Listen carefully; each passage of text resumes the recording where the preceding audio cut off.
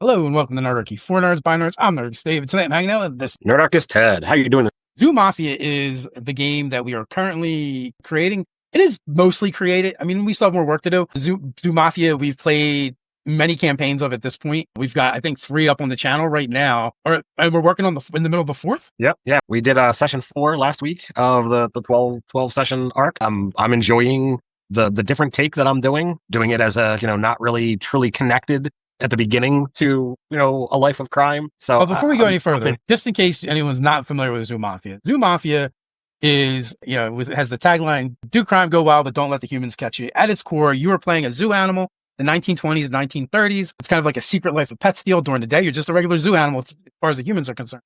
But at night, you're trying to get into one that isn't going to go away. It is going to still be there.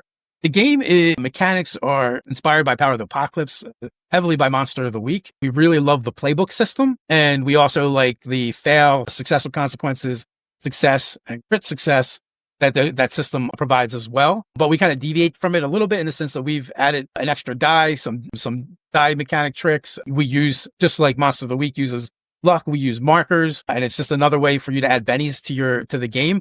But also, it's a resource that once it's gone, and you're out of the game, you've run out of markers, you have no more favors to call in. So whatever that means in your Zoo Mafia game, whether it means you're going to be sleeping with the fishes, not in a good way, or, the humans have caught you doing too much stuff that is very animal-like and they euthanize you or send you off to be experimented on, or maybe you even get sent back into the wild. But regardless, your character is no longer in the game. Right now, what do we have? 6 playbooks. We want to go up to 12. Yeah, six playbooks, which I feel is like really, really good because especially when we take it to the convention, and you can have like typically up to 6 players at a table. This way, it's like, oh well, here you go.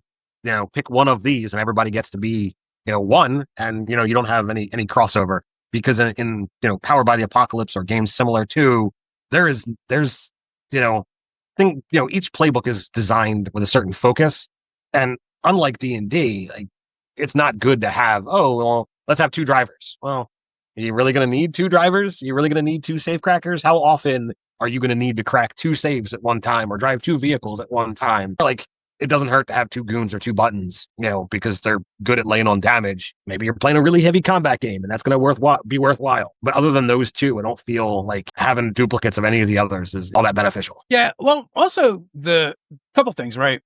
Because you mentioned combat. Combat in Zoo Mafia is very fast and can be very lethal very fast. Oh, yeah. So, one of the other takeaways from Powered by the Apocalypse is there's no initiative. There's no turn order. When you have something you want to do, you just do it. And I, as the GM, I don't roll any dice. I can do what's called moves and use them against the players. And they can be soft moves or hard moves, right? Soft move generally means it's foreshadowing for something much worse that could happen. Or if the players don't react to it well, things could get worse. Hard moves are you just make something bad happen, right? One of the characters enters the vault.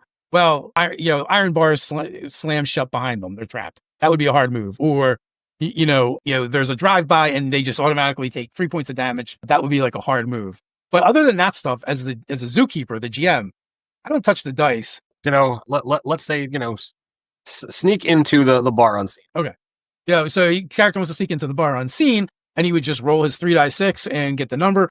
If it's 1 through 6, he's fouled and he gets XP. We took that because we really like the idea that, you get something good for something bad happening. 7 through 9 is he successfully snuck into the bar, but something else has happened. And it could be anything. It could be, one of the local snitches observed him and is going to report him to the authorities later.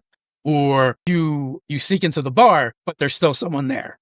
Success is you just do what you meant to do. And critical is up to the GM if they want to add some extra bonus for you. But in combat, things are much different. Say Ted's character is a safecracker and he wants to throw dynamite at somebody, but he rolls a 6.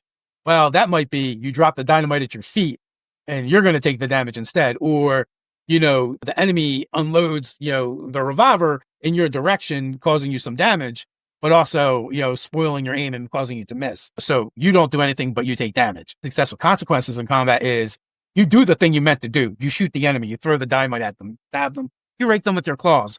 But chances are they've done the same to you. And as a general rule of thumb, you don't take as much damage as you do. You can have options with that. It's something that our particular play style of being very reactionary, very response heavy as to what's going on.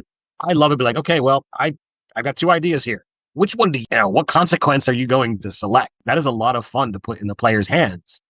Because sometimes there's clearly, in my opinion, here's a good option, here's a bad option. And they're like, oh, I'll take the bad option. Really? Okay, great. I love when that stuff happens. And because, good players sometimes choose those things because it becomes more interesting to the story. Yeah. And so what I was going to say is like, so in a game, like violence isn't always a great option, right? Because you're just as likely to get harmed or killed as you are to kill. Sure, for the players, generally things stack a little bit in their favor. We've got a couple of enemy classes. You have mooks, which basically, they're easy to take out. But then you have enforcers that are much, much tougher. They do more damage. And then you actually have bosses, which again, they're like the enforcers on steroids. So yeah, you can mess with mooks all day long. It's not a problem. But when you start messing with enforcers and bosses, then things become a lot more risky and a lot more dangerous. And maybe violence isn't your best option. Yeah, and that's another great aspect of Zoo Mafia is like, okay, especially if you're taking it from, the standpoint of its core design of animals at the zoo, like, all right, we a lot of times throw out realism with it, but it's like, all right, you've killed a whole bunch of monkeys. What do you do with the dead bodies? Like the humans are going to come in at dawn. Are you going to just leave dead monkeys all over the place and have a, people, a monkey massacre? What the heck happened here? What was it? Why were these monkeys out of their cages? Why are these monkeys covered in bullets? Like, what the hell is this? And why are they wearing suits? So, like, an element of the game can very well be, can you keep the crime silent? Can you deal with, all of this stuff? And, in our first campaign, we very much were like, all right, every time we killed somebody, like, we had to figure out what we were doing with the bodies. Now, it was 100% unrealistic of like, all right, we killed 30 monkeys. What are we going to do with, or how does all these monkeys disappear and nobody know? Like, sure, but you can definitely play it from I don't want to kill because how much it's going to impact things. So you got to figure out how to do violence, how to do crime without doing death. Yeah. Now, in the description, you can find links to, there's a convenient link tree that Ted built with all the important links to Zoo Mafia, but as well, you'll see the quick start rules as well as follow along with the Kickstarter. So when that finally drops, you guys can get involved with that if you want. We've got some fun things planned for it, of course. So until next time, stay nerdy.